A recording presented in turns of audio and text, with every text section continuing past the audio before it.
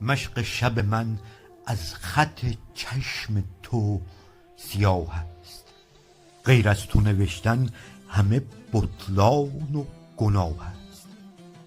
در دفتر عمرم ننویسم بجز از تو، هر صفحه عمرم که نباشی تو تباه است.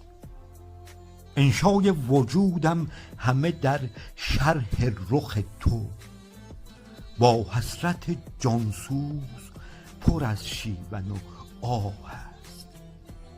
از شوق ملاقات تو در عالم رویا، طفل دل من بچه یتیمی سر راه است.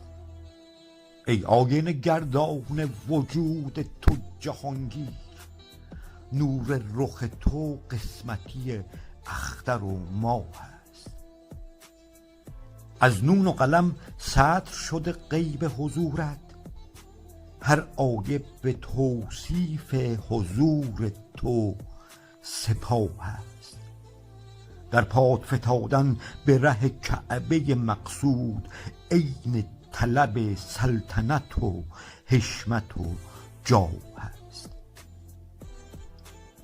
این یوسف جانم که فرو گشته به غم چاه، بر قله قاف خرد از گودی چاه است.